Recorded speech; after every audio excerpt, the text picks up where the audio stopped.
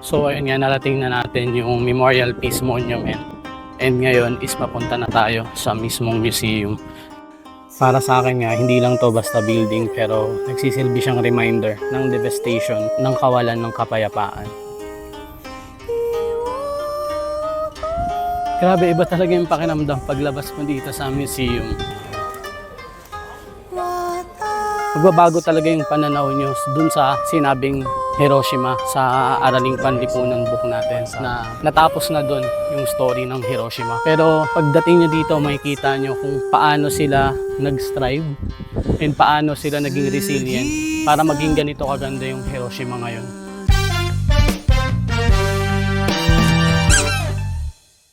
Konnichiwa J-Tips, it's your Pinoy Tokyo Boy, and ngayon guys, nandito tayo sa Hiroshima and meron tayong isang araw para libutin tong lugar na to. And alam ko na ang pagkakakilala natin sa Hiroshima is dahil lang sa atomic bomb na sumabog dito nung World War II, and bukod dun, I think wala na.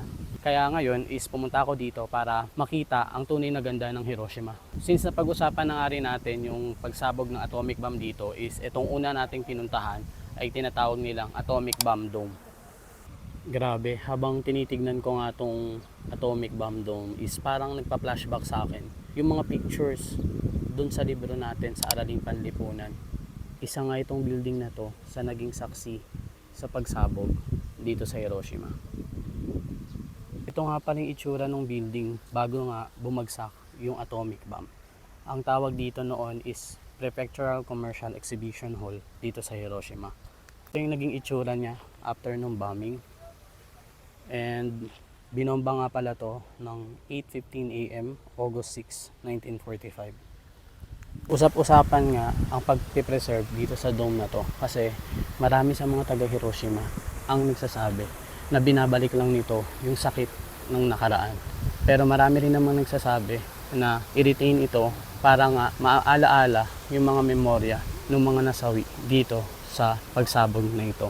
After nga ng pagde-decide nila na i-retain itong building na to is naging World Heritage Site siya noong 1996 para bilang paalaala sa horror ng unang paggamit ng nuclear weapon. Naging Peace Memorial Park na din tong area para paalala sa atin kung gaano kahalaga ang peace at hindi paggamit ng mga ganitong klaseng weapons or armas. Para sa akin nga, hindi lang to basta building pero nagsisilbi siyang reminder ng devastation ng kawalan ng kapayapaan. Nga nating pupuntahan itong Peace Memorial Museum na walking distance lang from the dome. Bali, ayun yung dome and nandito yung Peace Memorial Museum. Dito daw kasi natin makikita yung mga personal na mga story ng mga naka-experience nung pagsabog and also yung mga artifacts na naiwan sa pagsabog. Habang naglalakad nga ako papunta sa Peace Memorial Park is naisip ko, grabe, in just 80 years, na-build nila ulit tong Hiroshima.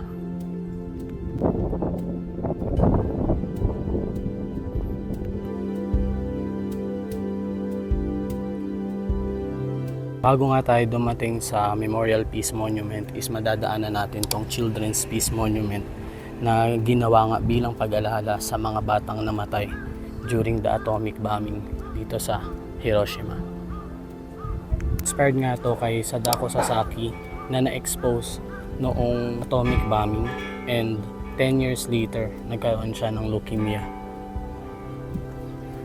Dito nga is makakita kayo ng napakaraming paper cranes.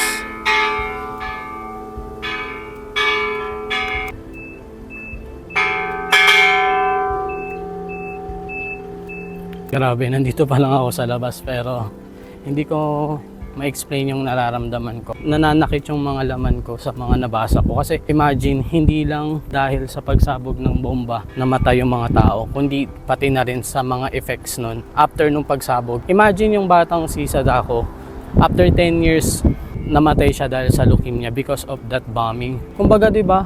10 years kang nagsuffer pa dun sa isang action na ginawa dito sa Japan. Nandito nga yung monument na nag-embody sa hope ng mga taga Hiroshima na na-devastate ng bomba noong 1945 August 6. And they stand na maging city of peace Dito nga sa stone na yan, nandyan nakasulat lahat ng mga registers ng mga namatay during that bombing. Sa ibabaw niya is may prayer dyan. Kumbaga, this serves as a peace monument dito sa Hiroshima.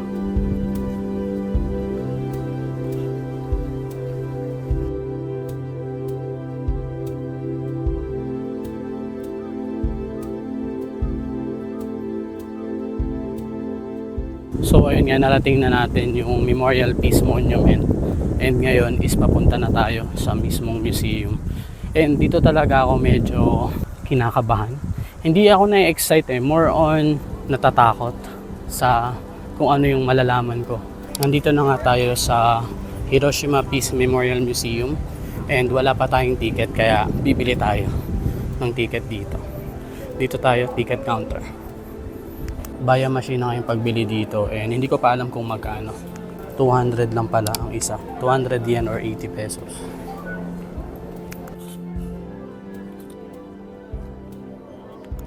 Dito nga sa baba guys is mapapanood nyo yung movie about sa mga Hibakusha or yung mga survivors ng atomic bombing.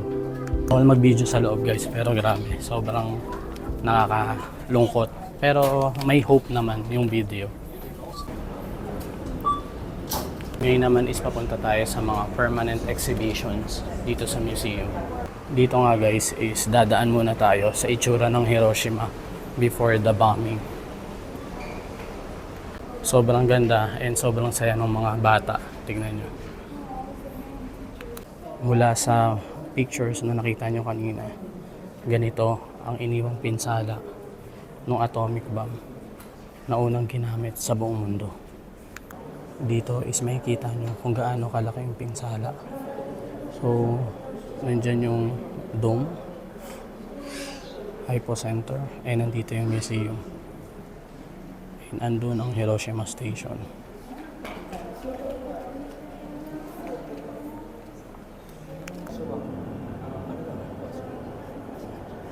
Ito yung itsura guys nung pagsabog. Wow.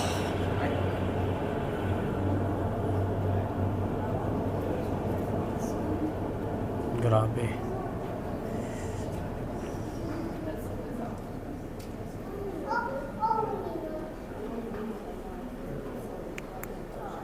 Almost 140,000 people ang namatay by the end of 1945. Grabe no. 140,000 people ang namatay. And dito naman ipapakita na yung mga kalunos-lunos na mga pangyayari. Medyo mag-ingat daw kasi iba yung graphic contents ng mga ipapakita dito. And kapag hindi siya pwede i-video, explain ko na lang sa inyo guys.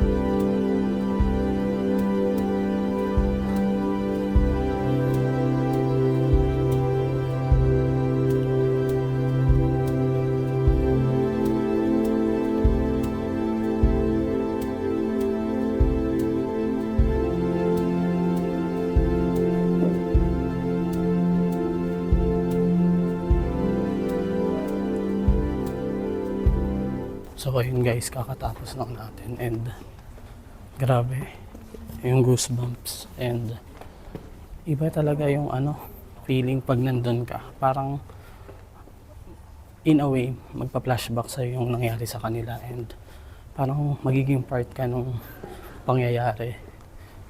And again, sobrang marami kang matututunan and marami kang magiging realizations about sa peace na dapat talaga may kapayapaan para hindi na maulit yung mga ganitong klase ng pangyayari. Bago ka nga lumabas is meron ditong area about dangers of nuclear weapons.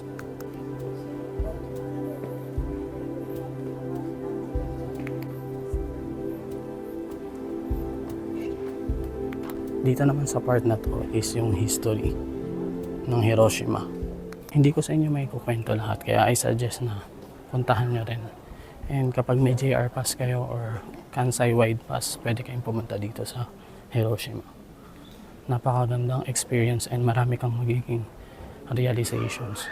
Grabe ang bigat pa rin ng pakiramdam ko paglabas ko dito sa museum, pero grabe, mas maganda pa rin talagang nalalaman natin yung history. Kasi doon tayo move forward para sa mas magandang ngayon at ng future. And I hope na kung may chance kayo, daanan nyo to. Kasi magbabago talaga yung pananaw nyo dun sa sinabing Hiroshima sa Araling Panlipunan book natin, na natapos na dun yung story ng Hiroshima.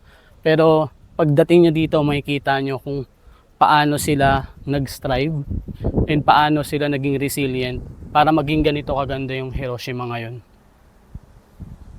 Ngayon naman is papunta tayo sa isang sikat na pasyalan dito sa Miyajima. So isa nga pala siyang isla na malapit dito sa Hiroshima. And sikat din to dun sa Torii Gate na nasa dagat. So isa rin to sa mga sa mga gustong-gusto kong mapuntahan dito sa Japan, kasi lagi ko siyang nakikita sa mga pictures. Pero ngayong may chance ako, thank you nga pala sa Klook for the JR Pass, is pupuntahan din natin siya. Pero before that, I think kumain muna tayo ng sikat na pagkain dito sa Hiroshima, which is okonomiyaki. Pero I think sasabihin nyo, okonomiyaki Osaka yan sa ganitong lugar yan Pero dito, iba ang okonomiyaki. Papakita ko sa inyo kung bakit. And tara, hanap tayo ng mga kainan, then let's go to Miyajima. Ang init!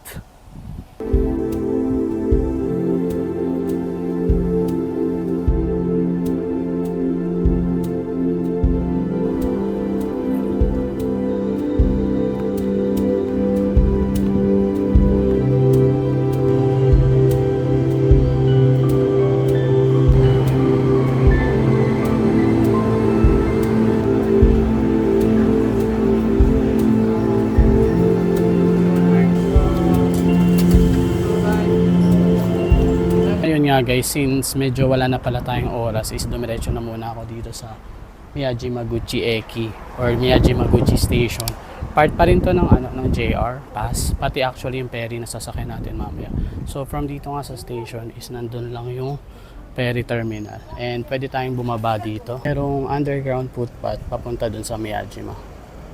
Turn nga namin bumaba is pinakyat kami ulit. Kasi guys, medyo delikado dito and walang tawiran. Mapapansin nyo may harang yung mga kalye. Kaya kailangan mong bumaba para makapunta doon sa port. Ang ganda din dito.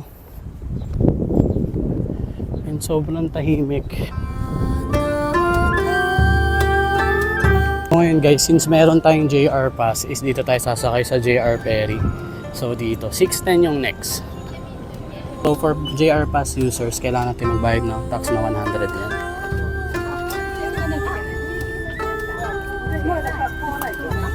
Hi.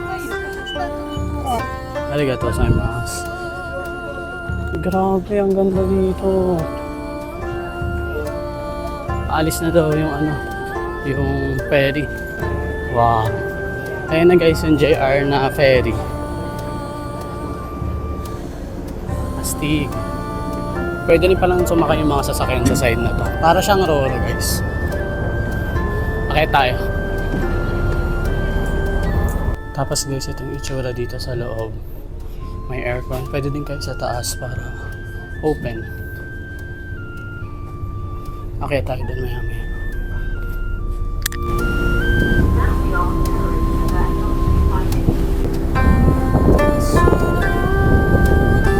So ayun nga, nakasakay na tayo dito sa ferry papunta sa Miyajima. And 10 minutes nga lang yung biyahe dito guys. And kapag sasakay kayo dito is para lang kayo sumakay ng train. Pwede kayong mag-tap ng IC card Or kung may JR Pass ka naman is kailangan mong magbayad ng 100 yen for tax. Tingnan natin yung view sa taas. Nakakatuwa guys kasi sa mga post ko lang to nakikita at saka sa mga videos. Ngayon napuntahan na rin natin. So ngayon nga guys, pagbaba natin is yun yung rutang pupuntahan natin. Pupunta tayo sa shrine and then babalik din tayo kaagad dito sa port. And then kailangan na kasi natin bumalik din sa Hiroshima. Papakita ko sa inyo yung itsura naman dun sa mismong Hiroshima City. Kung paano sila tumayo mula sa ashes ng atomic bomb dito sa Hiroshima. Grabe, sobrang bilis ng 10 minutes. Andito na tayo sa Miyajima. So ayun guys, welcome to Miyajima. Ko lang, mas marami yung mga taong bumabalik ng ganitong oras kaysa sa mga pumupunta.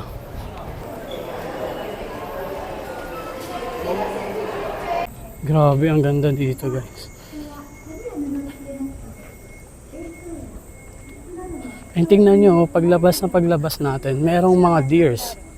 So ayun nga guys, napansin nga natin na may mga deers dito. And may announcement nga ngayon na yung deers daw dito are wild. So be careful kasi pwede nilang kainin yung mga personal belongings. Pakita ko sa inyo. Ayun sila.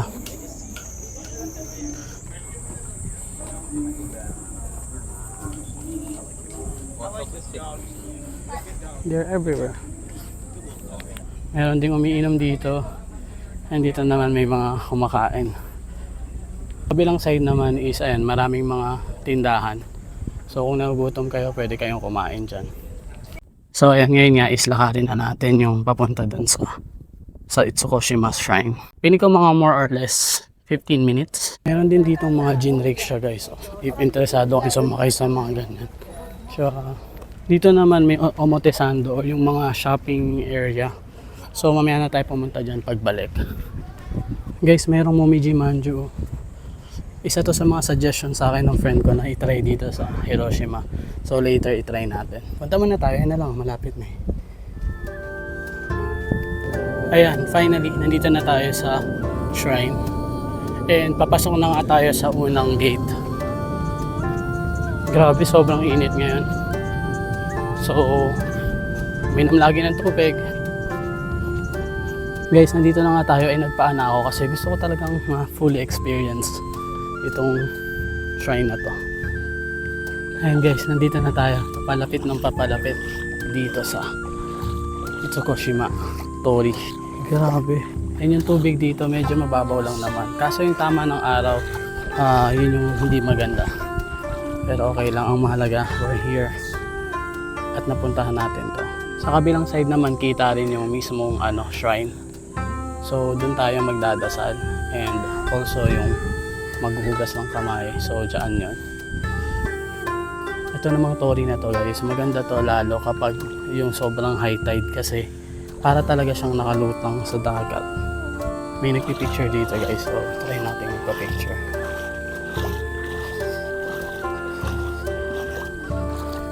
Grabe, nakakatuwa kasi napuntahan ko yung mga lugar na kala ko hindi ko talaga mapupuntahan dati yung mga ganitong lugar. Pero ngayon, nandito na tayo. And happy ako na na-share ko siya sa inyo. Kahit sumasaglit lang tayo sa mga lugar na pinupuntahan natin. Sobrang saya. And alam ko na darating yung time na babalikan ko tong lugar na to. And I hope na kayo din mapuntahan nyo tong lugar na to. And gustuhin nyo pumunta dito because of watching this video. Ngayon nga is punta na tayo dito sa omotesando nila. So try natin kumain ng mga pagkain dito sa Hiroshima.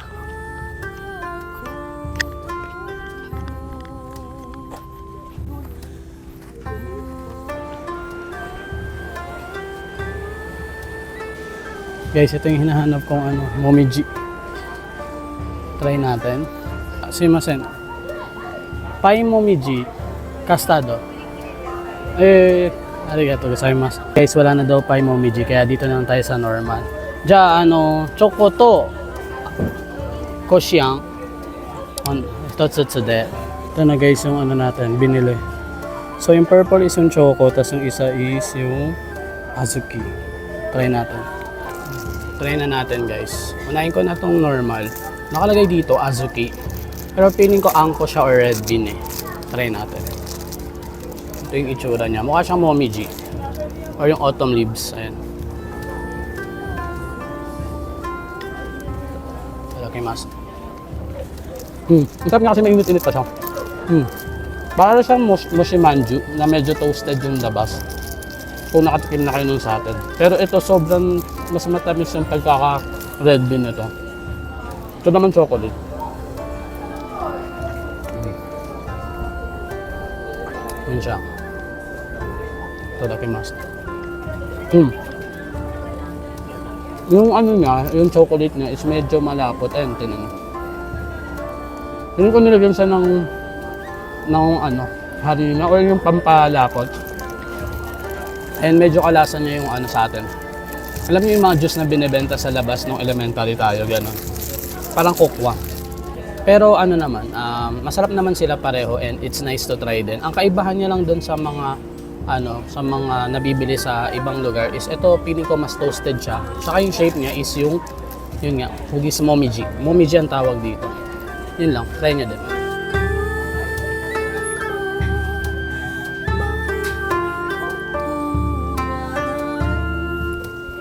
Mukha siyang masarap po.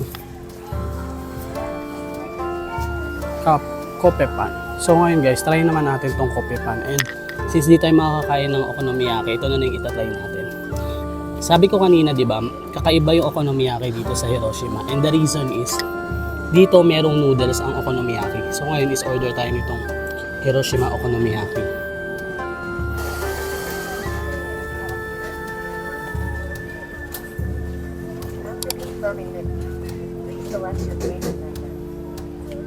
Thank you. Ito na guys yung kope pan natin.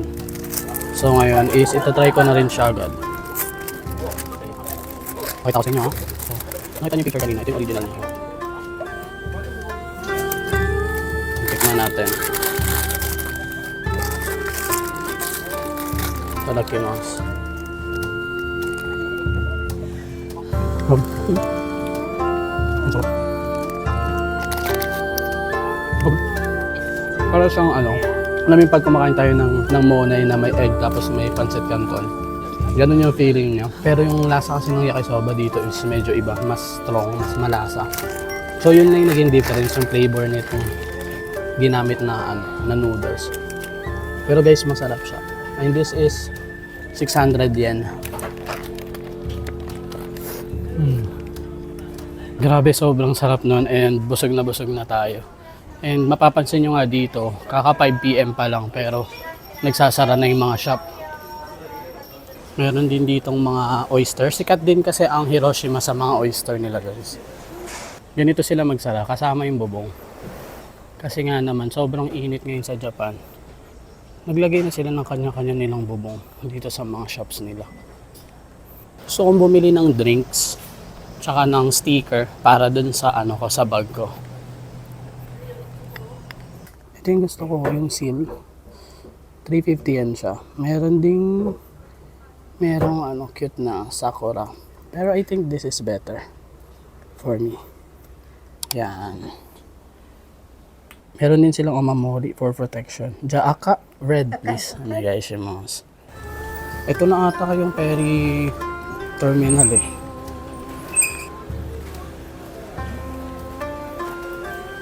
And ayun na yung terminal.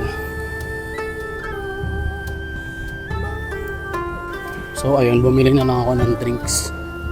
Kasi nga, nauuhaw na ako talaga. Bye-bye.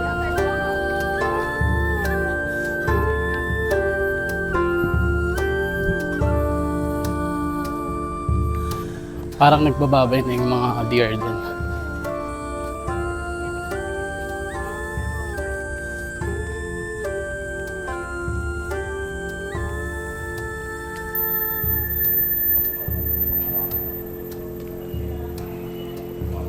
Diyan na tayo sa terminal guys. And apparently hindi na kailangan magbayad ng tax pabalik. So yung tax is for the island only since isang beses lang naman tayo pumunta dito. So once lang yung tax na 100.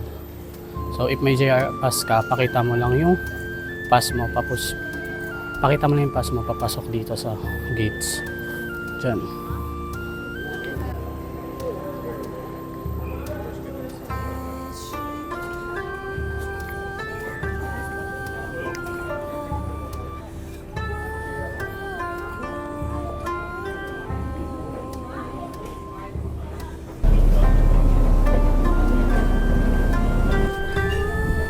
Guys, since init na ako, dito na tayo sa loob magstay. Save lang naman yung view niya doon sa sa taas.